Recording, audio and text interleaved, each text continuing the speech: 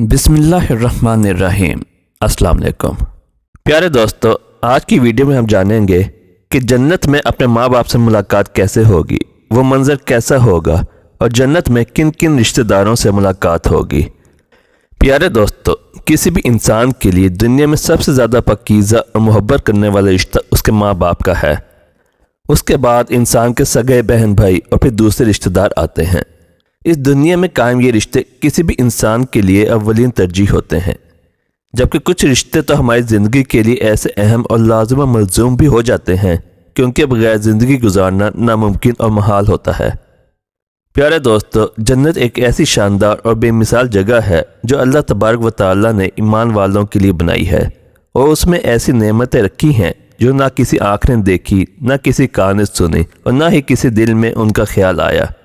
जन्नत के बारे में जो कुछ बयान किया जाता है वह सिर्फ समझाने के लिए होता है, वरना दुनिया की आला तरीन चीज़ का भी जन्नत की किसी नेमत से कोई मुकाबला नहीं।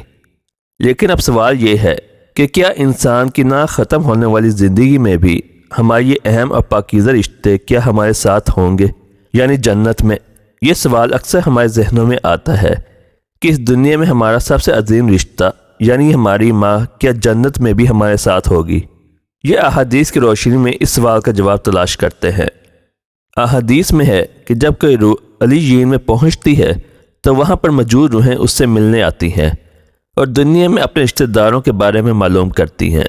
इस तरह से जब कोई इंसान मरने के बाद अलीयीन में पहुंचता है तो उसके रिश्तेदार उससे ऐसे मिलते हैं जैसे किसी दूर दराज से आने वाले मुसाफिर से मुलाकात की जाती है, और दोनों आपस में मिलकर बहुत खुश होते हैं। इरशाद बारी ताला है, ए मेरे बंदो, आज तुम पर ना कोई खौफ तारी होगा और ना तुम गमगीन होगे।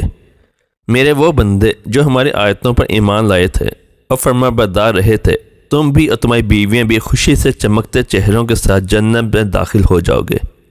इनके आगे सोने के प्याले और गिलास गर्दिश में लाए जाएंगे, और इस जन्नत में हर वो चीज़ होगी जिसकी दिलों को ख्वाहिश होगी और जिसमें आँखों को लज्जत हासिल होगी। उनसे कहा जाएगा कि इस जन्नत में तुम हमेशा रहोगे। प्यारे दोस्तों, इन आयात से यह साबित होता है कि जन्नती मर्दों की बीवियाँ भी जन्नत में उनके साथ ही होंगी और एक साथ ही जन्नत में रहेंगी। वहाँ जन्नत में उन्हें हर वो चीज़ मुहैया की जाएगी जिसकी वो ख्वाहिश करेंगे।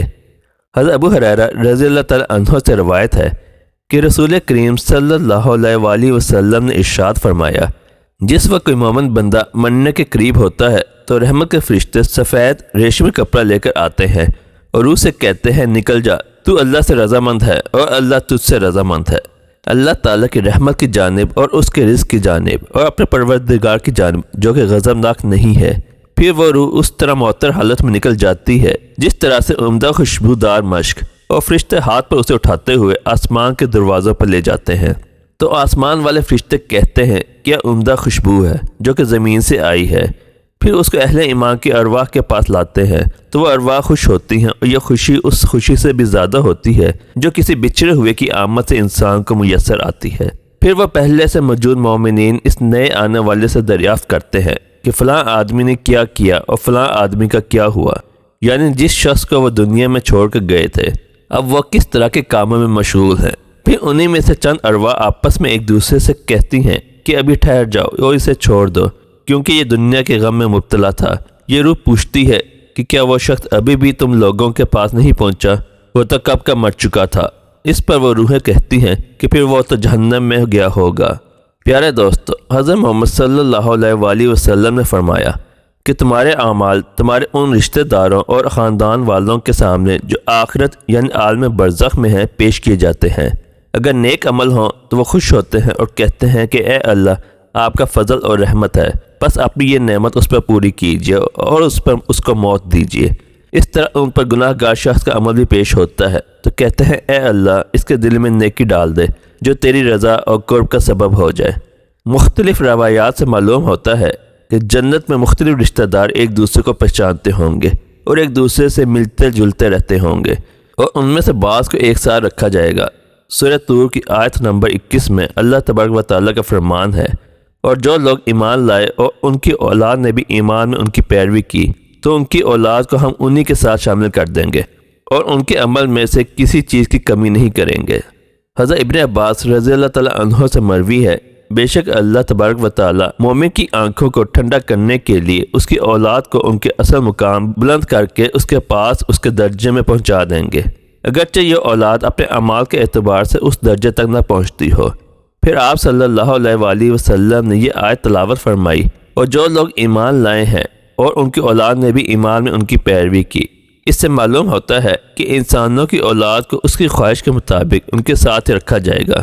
جو لوگ جنت میں جائیں گے تو یقیناً یہ وہ لوگ ہوں گے جنہوں نے اس دنیا میں نیک اعمال کیے ہوں گے، جبکہ ایسے لوگ بھی ہوں گے جنہوں نے گناہ کیے ہوں گے لیکن اپنے گناہوں پر شرمندہ ہو کر اس دنیا میں ہی اللہ سے معافی مانگ لی ہوگی اور صدقے دل سے توبہ استغفار کر لیا ہو، تو اللہ تعالیٰ ان کو معاف فرما کر جنت میں داخل کرے گا، جہاں اللہ تبارک و تعالیٰ ان کی ہر خواہش پوری فرما دے گا۔ اور یقیناً اس کی خواہش میں سے ایک خواہش یہ بھی ہوگی کہ دنیا میں اس سے جو بھی گناہ سرزد ہو چکے ہوں یا کوئی گناہ والے اعمال اس نے کیے ہوں تو اس سے وہ تمام اعمال بھلا دیے جائیں، کیونکہ جنت امن اور سکون کی جگہ ہوگی جہاں منفی خیالات اور غم و غصے کی کوئی گنجائش نہ ہوگی، اور ایک مومن اور جنتی کے لیے ہر طرف خوشحالی ہی خوشحالی ہوگی، جیسا کہ سورہ بقرہ کی آیت نمبر 25 میں ارشاد باری تعالیٰ ہے، اور جو لوگ ایمان لائے اور نیک عمل کرتے رہے ان کو خوشخبری سنا دو کہ ان کے لیے جنت کے باغ میں جن کے نیچے نہریں بہہ رہی ہیں، جب انہیں ان میں سے کسی قسم کا میوہ کھانے کو دیا جائے تو کہیں گے یہ تو وہی ہے جو ہم کو پہلے بتایا گیا تھا، اور انہیں ایک دوسرے کے ہم شکل میوے دیے جائیں گے، اور وہاں ان کے لیے پاک بیویاں ہوں گی اور وہ جنت میں ہمیشہ رہیں گی۔ پیارے دوستو، ایک اور حدیث میں ہے کہ رسول اللہ صلی اللہ علیہ وآلہ وسلم نے فرمایا، جب اہل جنت میں داخل ہوں گے اور ان میں سے کسی کو اپنے بھائیوں اور رشتہ داروں سے ملنے کی خواہش ہوگی تو اس کا بستر اسے اڑا کر ان کے بستروں کے برابر پہنچا دے گا، اور پھر دونوں تکیہ لگا کے دنیا میں گزرے ہوئے دنوں کے بارے میں باتیں کرنے لگیں گے۔ ان میں سے ایک اپنے ساتھی سے کہے گا کہ اے فلاں، تمہیں یاد ہے کہ اللہ نے فلاں دن اور فلاں جگہ پر ہماری مغفرت فرمائی تھی، اس طرح کہ ہم نے اللہ سے دعا کی تھی اور اللہ نے ہمیں مغفرت کا پروانہ عطا فرما دیا تھا۔ رسول کریم صلی اللہ علیہ وآلہ وسلم کے مزاج مبارک کے بارے میں متعدد احادیث مبارکہ میں بیان کیا گیا ہے کہ آپ صلی اللہ علیہ وآلہ وسلم انتہائی شگفتہ مزاج تھے اور نرمی و محبت سے اور مسکرا کر بات کیا کرتے تھے، تاہم کئی بار آپ صلی اللہ علیہ وآلہ وسلم بے اختیار ہنس بھی دیتے، مگر یہ اس وقت ہوتا جب آپ صلی اللہ علیہ وآلہ وسلم آخرت کے حالات بیان فرما رہے ہوتے تھے۔ امام عسقلانی رحمۃ اللہ نے فرماتے ہیں، یہ کہا گیا ہے کہ آپ صلی اللہ علیہ وآلہ وسلم صرف آخرت کے امور میں ہنسا کرتے تھے، اگر کوئی معاملہ دنیا سے متعلق ہوتا تو اس پر آپ صلی اللہ علیہ وآلہ وسلم صرف تبسم فرمایا کرتے تھے۔ آپ صلی اللہ علیہ وآلہ وسلم نے ایک بار صحابہ کرام کو یہ آگاہ کیا کہ روز محشر جب کسی کو جہنم سے نکال کر جنت میں بھیجا جائے گا تو اس کی حالت کیا ہوگی؟ اس پر آپ صلی اللہ علیہ وآلہ وسلم نے ہنس کر واقعے کا احوال بیان کیا۔ بخاری شریف اور مسلم شریف میں ہے، یہ متفق علیہ حدیث مبارک یوں بیان کی گئی ہے۔ حضرت عبداللہ بن مسعود رضی اللہ تعالیٰ عنہ سے روایت ہے کہ حضور نبی اکرم صلی اللہ علیہ وآلہ وسلم نے فرمایا، مجھے اچھی طرح معلوم ہے کہ سب سے آخر میں جہنم سے کون نکالا جائے گا، یا سب سے آخر میں کون جنت کے اندر داخل ہوگا۔ یہ آدمی اپنے جسم کو گھسیٹتا ہوا جہنم سے باہر نکلے گا، چنانچہ اللہ تعالیٰ اسے فرمائے گا جا جنت میں داخل ہو جا۔ وہ جنت میں داخل ہوگا تو اسے گمان گزرے گا کہ شاید یہ بھری ہوئی ہے، چنانچہ وہ واپس لوٹ کر عرض گزار ہوگا، اے رب وہ تو بھری ہوئی ہے۔ بس اللہ تعالیٰ اسے فرمائے گا جا جنت میں چلا جا، لہذا وہ جنت میں داخل ہوگا۔ جنت میں جا کر اسے پھر گمان گزرے گا کہ شاید یہ بھری ہوئی ہے، بس وہ واپس لوٹ کر پھر عرض کرے گا، اے رب میں نے تو وہ بھری ہوئی پائی ہے۔ چنانچہ اللہ تعالیٰ اسے فرمائے گا جا اور جنت میں داخل ہو، کیونکہ تیرے لیے جنت میں دنیا کے برابر بلکہ اس سے 10 گنا زیادہ حصہ ہے، یا فرمایا تیرے لیے 10 دنیاوں کے برابر حصہ ہے۔ وہ عرض کرے گا، اے اللہ کیا مجھ سے مذاق کرتا ہے یا مجھ پر ہنستا ہے، حالانکہ تو حقیقی مالک ہے۔ حضرت عبداللہ بن مسعود رضی اللہ تعالیٰ عنہ بیان کرتے ہیں کہ میں نے دیکھا کہ اس پر حضور نبی اکرم صلی اللہ علیہ وآلہ وسلم ہنس پڑے، یہاں تک کہ آپ صلی اللہ علیہ وآلہ وسلم کے دندان مبارک نظر آنے لگے۔ آپ صلی اللہ علیہ وآلہ وسلم فرماتے تھے، یہ اہل جنت کے سب سے کم درجے والے شخص کا حال ہے۔ حضرت ابو سعید خدری رضی اللہ تعالیٰ عنہ سے روایت ہے کہ رسول اللہ صلی اللہ علیہ وآلہ وسلم نے فرمایا، جو آدمی سب سے آخر میں جنت میں داخل ہوگا وہ گرتا پڑتا اور گھسٹتا ہوا دوزخ سے اس حال میں نکلے گا کہ دوزخ کی آگ اسے جلا رہی ہوگی۔ پھر جب دوزخ سے نکل جائے گا تو پھر دوزخ کی طرف پلٹ کر دیکھے گا اور دوزخ سے مخاطب ہو کر کہے گا، کہ بڑی بابرکت ہے وہ ذات جس نے مجھے تجھ سے نجات دی، اور اللہ تعالیٰ نے مجھے وہ نعمت عطا فرمائی ہے کہ اولین و آخرین میں سے کسی کو بھی وہ نعمت عطا نہیں فرمائی۔ پھر اس کے لیے ایک درخت بلند کیا جائے گا، وہ آدمی کہے گا اے میرے پروردگار مجھے اس درخت کے قریب کر دیجئے تاکہ میں اس کے سائے کو حاصل کر سکوں اور اس کے پھلوں سے پانی پیوں۔ اللہ تعالیٰ فرمائیں گے اے ابن آدم اگر میں تجھے یہ دے دوں تو پھر اس کے علاوہ کچھ تو نہیں مانگے گا؟ وہ عرض کرے گا کہ نہیں اے میرے پروردگار۔ اللہ تعالیٰ اس سے اس کے علاوہ اور نہ مانگنے کا معاہدہ فرمائیں گے، اور اللہ تعالیٰ اس کا عذر قبول فرمائیں گے، کیونکہ وہ جنت کی ایسی ایسی نعمتیں دیکھ چکا ہوگا کہ جس پر اسے صبر نہ ہوگا۔ اللہ تعالیٰ اسے اس درخت کے قریب کر دیں گے اور وہ اس کے سائے میں آرام کرے گا اور اس کے پھلوں کے پانی سے پیاس بجھائے گا۔ پھر اس کے لیے ایک اور درخت ظاہر کیا جائے گا جو پہلے درخت سے کہیں زیادہ خوبصورت ہوگا۔ وہ آدمی عرض کرے گا اے میرے پروردگار مجھے اس درخت کے قریب فرما دیجیے تاکہ میں اس کا سایہ حاصل کر سکوں اور اس کا پانی پیوں، اور اس کے بعد میں اور کوئی سوال نہیں کروں گا۔ اللہ تعالیٰ فرمائیں گے اے ابن آدم کیا تو نے مجھ سے وعدہ نہیں کیا تھا کہ تو مجھ سے اور کوئی سوال نہیں کرے گا، اور اب اگر تجھے اس درخت کے قریب پہنچا دیا تو پھر تو اور سوال کرے گا۔ اللہ تعالیٰ پھر اس سے اس بات کا وعدہ لیں گے کہ وہ اور کوئی سوال نہیں کرے گا، تاہم اللہ تعالیٰ کے علم میں وہ معذور ہوگا کیونکہ وہ ایسی ایسی نعمتیں دیکھے گا کہ جس پر وہ صبر نہ کر سکے گا۔ پھر اللہ تعالیٰ اس کو درخت کے قریب کر دیں گے، وہ اس کے سائے میں آ کر آرام کرے گا اور اس کا پانی پیے گا۔ پھر اسے جنت کے دروازے پر ایک درخت دکھایا جائے گا جو پہلے دونوں درختوں سے زیادہ خوبصورت ہوگا۔ وہ آدمی کہے گا اے میرے رب مجھے اس درخت کے قریب فرما دیجیے تاکہ میں اس کے سائے میں آرام کروں اور پھر اس کا پانی پیوں، اور اس کے علاوہ کوئی اور سوال نہیں کروں گا۔